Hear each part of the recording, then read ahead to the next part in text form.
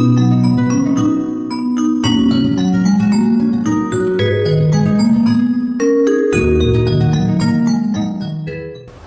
Friends, എല്ലാവർക്കും ഐഷ ശ്രീം വേൾഡിൻ്റെ പുതിയൊരു വീഡിയോയിലേക്ക് സ്വാഗതം.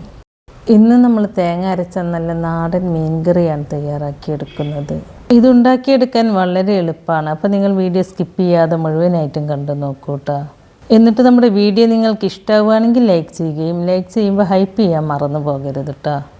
അതുപോലെ നമ്മുടെ ഈ വീഡിയോ നിങ്ങളുടെ ഫ്രണ്ട്സിനും ഫാമിലിയിലേക്കൊക്കെ ഒന്ന് ഷെയർ ചെയ്ത് കൊടുക്കുകയും ചാനൽ സബ്സ്ക്രൈബ് ചെയ്യാതെ ആരെങ്കിലും കാണുന്നവരുണ്ടെങ്കിൽ സബ്സ്ക്രൈബ് ചെയ്ത് സപ്പോർട്ട് ചെയ്യുകയും ചെയ്യണേ. അപ്പോൾ നമുക്ക് നോക്കിയാലോ നല്ല ടേസ്റ്റി ആയിട്ടുള്ള ഈ മീൻകറി എങ്ങനെയാണ് തയ്യാറാക്കിയെടുക്കുന്നതെന്ന്. അതിനു വേണ്ടിയിട്ട് ആദ്യം തന്നെ ഞാനൊരു ചീനച്ചട്ടി അടുപ്പത്തേക്ക് വെച്ച് കൊടുത്തിട്ടുണ്ട്. ഈ ചട്ടി ചൂടായിട്ട് വരുമ്പോൾ അതിലേക്ക് 1 ടേബിൾ സ്പൂൺ വെളിച്ചെണ്ണ ഒഴിച്ച് കൊടുക്കുക. എന്നിട്ട് ഈ എണ്ണ ചൂടായിട്ട് വരുമ്പോൾ അതിലേക്ക് 1/4 ടീസ്പൂൺ ഉലുവ ചേർത്ത് കൊടുത്തിട്ടൊന്ന് പൊട്ടിച്ചെടുക്കുക. ഇപ്പോൾ ഉലുവ നന്നായിട്ട് പൊട്ടി വന്നിട്ടുണ്ട്. ഇനി ഫ്ലെയിം ഓഫാക്കി കൊടുത്തിട്ട് ഇതിലേക്ക് വേണ്ട പൊടികൾ ചേർത്ത് കൊടുക്കുക. ഞാനിതിലേക്ക് 1/2 ടീസ്പൂൺ മഞ്ഞൾപ്പൊടിയും 2 ടീസ്പൂൺ അധികം എരിവില്ലാത്ത മുളക് പൊടിയുമാണ് ചേർത്ത് കൊടുക്കുന്നത്. മുളക് പൊടി നിങ്ങളുടെ എരിവിനനുസരിച്ചൊക്കെ ചേർത്ത് കൊടുക്കുക കേട്ടോ. ഞാനിത് അധികം എരിവില്ലാത്ത മുളക് പൊടി ആയതുകൊണ്ടാണ് 2 ടീസ്പൂൺ ചേർത്ത് കൊടുത്തിട്ടുള്ളത്. ഇനി ഈ പൊടികളുടെ റോട്ടേഴ്സ് ഒന്ന് മാറുന്നത് വരെ ഈ എണ്ണയിലിട്ടിട്ടൊന്ന് റോസ്റ്റ് ചെയ്തെടുക്കുക. ഞാനിവിടെ ഇരുമ്പിൻ്റെ ചീനച്ചട്ടിയാണ് എടുത്തിട്ടുള്ളത്. അതുകൊണ്ടാണ് ഈ പൊടികൾ കരിഞ്ഞു പോകണ്ടെന്ന് കരുതിയിട്ട് ഞാൻ ഫ്ലെയിം ഓഫാക്കി കൊടുത്തിട്ടുള്ളത്. നിങ്ങളെടുക്കുന്നത് ഇതുപോലത്തെ ചട്ടിയല്ല എന്നുണ്ടെങ്കിൽ അപ്പോൾ പൊടികൾ ചേർത്ത് കൊടുക്കുമ്പോൾ ഫ്ലെയിം ലോ ഫ്ലെയിമിലേക്ക് മാറ്റി കൊടുത്താൽ മതി കേട്ടോ. ഈ പൊടികളുടെ റോട്ടേഴ്സ് ഒന്ന് മാറിയതിന് ശേഷം പിന്നെ ഇതിലേക്ക് കുറച്ച് കുഞ്ഞുള്ളി ചേർത്ത് കൊടുക്കുക. പിന്നെ ഇതിലേക്ക് 1.5 കപ്പ് തേങ്ങ ചിരകിയതാണ് ചേർത്ത് കൊടുക്കുന്നത്. തേങ്ങ ചേർത്ത് കൊടുത്തതിന് ശേഷം എല്ലാം കൂടി നല്ലതുപോലെ ഒന്ന് മിക്സ് ചെയ്തെടുക്കുക. പിന്നെ ഇതിലേക്ക് 1/2 ടീസ്പൂൺ വലിയ ജീരകം, അതായത് പെരുംജീരകം ചേർത്ത് കൊടുക്കുക. പെരുംജീരകം ചേർത്ത് കൊടുത്തതിന് ശേഷം എല്ലാം കൂടി നല്ലതുപോലെ ഒന്ന് മിക്സ് ചെയ്തെടുക്കുക. ഈ തേങ്ങ വറുത്തെടുക്കേണ്ട ആവശ്യമൊന്നുമില്ല കേട്ടോ. ഈ ചട്ടിയുടെ ചൂടിലിട്ടിട്ട് നല്ലതുപോലെ ഒന്ന് മിക്സ് ചെയ്തെടുത്താൽ മാത്രം മതി. ഇപ്പം ഞാനിത് നല്ലതുപോലെ ഒന്ന് മിക്സ് ചെയ്തെടുത്തിട്ടുണ്ട്. ഇനി ഇതിൻ്റെ ചൂടാറിയതിന് ശേഷം നമുക്കിതൊരു മിക്സിയുടെ ജാറിലേക്ക് മാറ്റി കൊടുക്കാം. ഇപ്പം ഞാൻ ഈ തേങ്ങ ചൂടാറിയതിന് ശേഷം ഒരു മിക്സിയുടെ ജാറിലേക്ക് മാറ്റി കൊടുത്തിട്ടുണ്ട്. ഇനി ഇതിലേക്ക് ഈ തേങ്ങ അരച്ചെടുക്കാൻ ആവശ്യമായ വെള്ളം ചേർത്ത് കൊടുത്തിട്ട് ഈ തേങ്ങ നല്ല ഫൈൻ പേസ്റ്റായിട്ടൊന്ന് അരച്ചെടുക്കുക. ഞാനിവിടെ ഒരു മൺചട്ടിയിലാണ് കേട്ടോ ഈ മീൻകറി തയ്യാറാക്കി എടുക്കുന്നത്.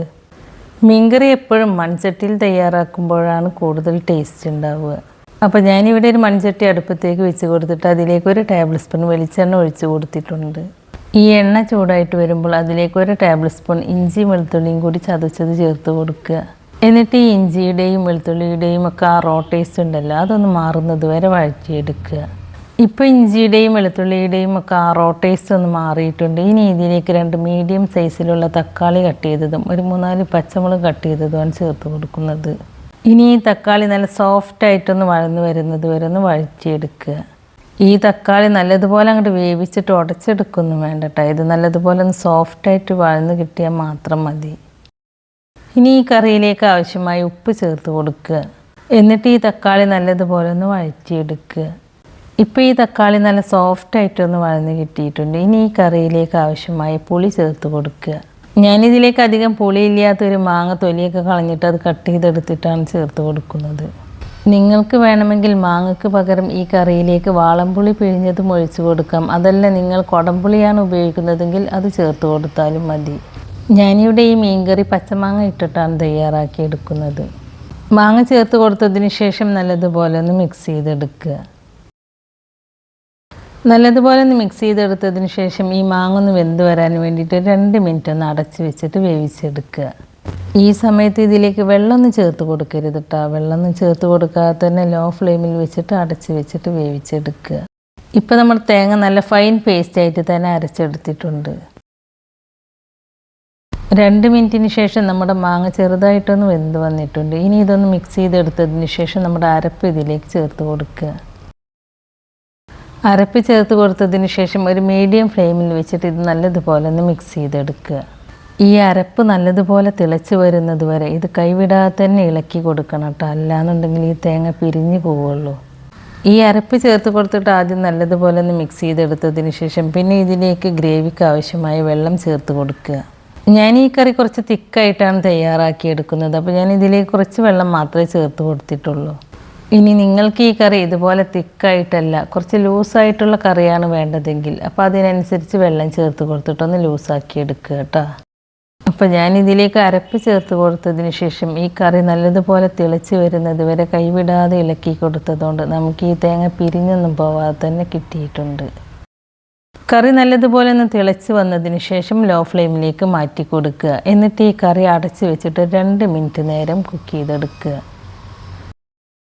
2 മിനിറ്റിന് ശേഷം ഈ കറി നല്ലതുപോലെ തിളച്ചിട്ട് നല്ല തിക്കായി കിട്ടിയിട്ടുണ്ട്. നമ്മളിതിൽ ചേർത്ത് കൊടുത്ത മാങ്ങയും നല്ലതുപോലെ വെന്ത് കിട്ടിയിട്ടുണ്ട്. അപ്പോൾ ഇത് ഇത്രയും തിളച്ചാൽ മതി. ഇനി നമുക്കിതിലേക്ക് മീൻ കഷ്ണങ്ങൾ ചേർത്ത് കൊടുക്കാം. അപ്പോൾ ഞാൻ ഈ മീൻ കഷ്ണങ്ങൾ കുറച്ച് മഞ്ഞൾപ്പൊടിയും നാരങ്ങ നീരൊക്കെ ചേർത്തിട്ട് നല്ലതുപോലെ ഒന്ന് കഴുകി വൃത്തിയാക്കി എടുത്തതിന് ശേഷമാണ് കേട്ടോ ഈ കറിയിലേക്ക് ചേർത്ത് കൊടുക്കുന്നത്. ഈ മീൻ തന്നെ കറിയിലേക്ക് ചേർത്ത് കൊടുക്കണം എന്നില്ല. നിങ്ങൾക്ക് ഇഷ്ടമുള്ള ഏത് മീൻ കൊണ്ടും ഇതുപോലെ കറി ഉണ്ടാക്കി എടുക്കാവുന്നതാണ്. അപ്പോൾ ഞാനിവിടെ ഒരു 3/4 കിലോ മീനാണ് കേട്ടോ ഈ കറി ഉണ്ടാക്കാനായിട്ട് എടുത്തിട്ടുള്ളത്. കറിയിലേക്ക് മീൻ ചേർത്ത് കൊടുത്ത ഉടനെ തവി കൊണ്ട് ഇതുപോലെ ഒന്ന് ഇളക്കി കൊടുക്കുക. കറി നല്ലതുപോലെ തിളച്ച് വന്നതിന് ശേഷം പിന്നെ തവി കൊണ്ട് ഇളക്കി കൊടുക്കരുത് കേട്ടോ, മീൻ പൊടിഞ്ഞു പോവുള്ളൂ. ഇപ്പം ഞാൻ മീൻ ചേർത്ത് കൊടുത്തതിന് ശേഷം നല്ലതുപോലെ ഒന്ന് മിക്സ് ചെയ്തെടുത്തിട്ടുണ്ട്. ഇനി ഈ ചട്ടി അടച്ച് വെച്ചിട്ട് ഹൈ ഫ്ലെയിമിൽ വെച്ചിട്ട് ഈ മീൻ വേവുന്നത് വരെ നല്ലതുപോലെ ഒന്ന് വേവിച്ചെടുക്കുക. മീൻ ചേർത്ത് കൊടുത്തതിന് ശേഷം കറി നല്ലതുപോലെ ഒന്ന് തിളച്ച് വന്നാൽ പിന്നെ ഒരു തക്കാളി വട്ടത്തിൽ കട്ട് ചെയ്തത് ഇതുപോലെ ചേർത്ത് കൊടുക്കുക. കറിയുടെ പുളി നോക്കിയിട്ട് അതിനനുസരിച്ച് തക്കാളി ചേർത്ത് കൊടുക്കണം കേട്ടോ. തക്കാളി ചേർത്ത് കൊടുത്തതിന് ശേഷം വീണ്ടും ഈ കറി അടച്ച് വെച്ചിട്ട് തിളപ്പിച്ചെടുക്കുക. ഇപ്പം നമ്മുടെ കറി നല്ലതുപോലെ തിളച്ചിട്ട് ഇതിൽ മീൻ കഷ്ണങ്ങളൊക്കെ നല്ല പാകത്തിന് വെന്ത് കിട്ടിയിട്ടുണ്ട്. മീൻ കഷ്ണങ്ങൾ വെന്ത് കഴിഞ്ഞാൽ പിന്നെ ഈ കറിയിൽ തവി ഇട്ടിട്ട് ഇളക്കരുത് കേട്ടോ, ഇതുപോലെ ഒന്ന് ചുറ്റിച്ചെടുത്താൽ മതി. തവി കൊണ്ട് ഇളക്കിയെടുത്താൽ ഈ മീൻ കഷ്ണങ്ങളൊക്കെ പൊടിഞ്ഞു പോവുള്ളൂ. ഇപ്പം നമ്മുടെ തേങ്ങ അരച്ച നല്ല നാടൻ മീൻകറി ഇവിടെ റെഡി ആയിട്ടുണ്ട്. ഇനി ഫ്ലെയിം ഓഫാക്കി കൊടുക്കുക. കണ്ടോ, നമുക്ക് ഈ മീൻ കഷ്ണങ്ങളൊക്കെ നല്ല പാകത്തിന് തന്നെയാണ് വെന്ത് കിട്ടിയിട്ടുള്ളത്. കഷ്ണങ്ങൾ ഒട്ടും തന്നെ ഉടഞ്ഞു പോയിട്ടുമില്ല. ഞാനിപ്പോൾ ഫ്ലെയിം ഓഫാക്കി കൊടുത്തിട്ടുണ്ട് കേട്ടോ. ഇത് മൺചട്ടി ആയതുകൊണ്ട് ഈ ചട്ടിയുടെ ചൂടുകൊണ്ടാണ് ഇതിങ്ങനെ തിളച്ചുകൊണ്ടിരിക്കുന്നത്. ഇനി ഈ കറിയിൽ ഉപ്പൊക്കെ ഒന്ന് ചെക്ക് ചെയ്ത് നോക്കിയിട്ട് ഉപ്പ് കുറവാണെന്നുണ്ടെങ്കിൽ അപ്പോൾ ഈ സമയത്ത് ഉപ്പ് ചേർത്ത് കൊടുക്കുക.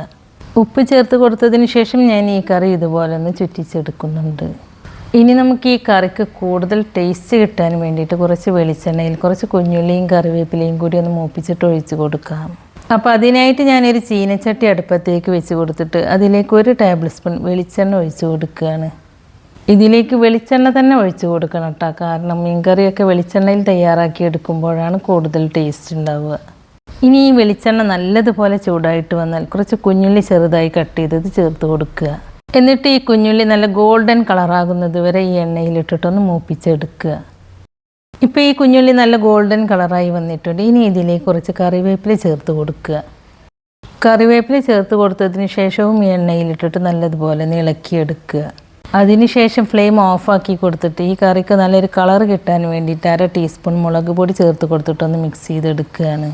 മുളക് പൊടി ചേർത്ത് കൊടുത്തിട്ട് നല്ലതുപോലെ ഒന്ന് മിക്സ് ചെയ്തെടുത്തതിന് ശേഷം ചൂടോട് കൂടിയിട്ട് തന്നെ ഈ താളിപ്പ് ഈ കറിയിലേക്ക് ഒഴിച്ച് കൊടുക്കുക. താളിപ്പ് ഒഴിച്ച് കൊടുത്തതിന് ശേഷം ഈ കറി ഇളക്കൊന്നും ചെയ്യാതെ ഒരു 5 മിനിറ്റ് നേരം അടച്ച് വെക്കുക. ഇതുപോലെ അടച്ച് വെച്ചാലേ ഈ കറിവേപ്പിലയുടെയും കുഞ്ഞുള്ളിയുടെയും ഒക്കെ ആ ഫ്ലേവർ ഉണ്ടല്ലോ അത് ഈ കറിയിലേക്ക് നല്ലതുപോലെ ഇറങ്ങിയിട്ട് ഈ കറിക്ക് നല്ലൊരു ടേസ്റ്റ് ഉണ്ടാവുള്ളൂ. 5 മിനിറ്റിന് ശേഷം നമുക്ക് ഈ കറി തുറന്ന് നോക്കിയിട്ടൊന്ന് മിക്സ് ചെയ്തെടുത്തതിന് ശേഷം സെർവ് ചെയ്യാവുന്നതാണ്. നമുക്ക് നല്ല കുറുകിയ ചാറോട് കൂടിയിട്ടുള്ള നല്ല ഓറഞ്ച് കളറിലുള്ള കറിയാണ് കേട്ടോ കിട്ടിയിട്ടുള്ളത്. അപ്പോൾ നിങ്ങൾ ഇതുപോലെ തേങ്ങ അരച്ച മീൻകറി തയ്യാറാക്കി നോക്കിയിട്ടില്ലെങ്കിൽ ഇതുപോലെ ഒന്ന് തയ്യാറാക്കി നോക്കൂ കേട്ടോ, തീർച്ചയായിട്ടും നിങ്ങൾക്ക് ഇഷ്ടമാവും. ഇതുപോലെ തയ്യാറാക്കി നോക്കിയിട്ട് അതിൻ്റെ അഭിപ്രായം നമ്മുടെ കമൻറ്റ് ബോക്സിൽ എഴുതി അറിയിക്കാനും മറക്കരുത് കേട്ടോ. അപ്പോൾ നമ്മുടെ ഇന്നത്തെ ഈ റെസിപ്പി നിങ്ങൾക്ക് ഇഷ്ടമായിട്ടുണ്ടാവുമെന്ന് വിചാരിക്കുന്നു. ഇഷ്ടമായിട്ടുണ്ടെങ്കിൽ ലൈക്ക് ചെയ്യുകയും ലൈക്ക് ചെയ്യുമ്പോൾ ഒരു ഹൈപ്പ് എന്നൊരു ഓപ്ഷൻ കാണും, അതിലും കൂടി ഒന്ന് ക്ലിക്ക് ചെയ്തേക്കണേ. അതുപോലെ നമ്മുടെ ഈ വീഡിയോ നിങ്ങളുടെ ഫ്രണ്ട്സിനും ഫാമിലിയിലേക്കൊക്കെ ഒന്ന് ഷെയർ ചെയ്ത് കൊടുക്കുകയും ചാനൽ സബ്സ്ക്രൈബ് ചെയ്യാതെ ആരെങ്കിലും കാണുന്നവരുണ്ടെങ്കിൽ സബ്സ്ക്രൈബ് ചെയ്ത് സപ്പോർട്ട് ചെയ്യാനൊന്നും മറന്നു പോകരുത് കേട്ടോ. സബ്സ്ക്രൈബ് ചെയ്യുമ്പോൾ കൂടെ കാണുന്ന നോട്ടിഫിക്കേഷൻ ബെല്ല് കൂടി ഓണാക്കി വെക്കുകയാണെങ്കിൽ ഞാൻ പുതിയ റെസിപ്പീസ് അപ്ലോഡ് ചെയ്യുമ്പോൾ അതിൻ്റെ നോട്ടിഫിക്കേഷൻ നിങ്ങൾക്ക് കിട്ടുന്നതാണ്. അപ്പോൾ ഇൻഷാ അല്ലാഹ് പുതിയ റെസിപ്പീസുമായി ഞാൻ വീണ്ടും വരാം. Thank you.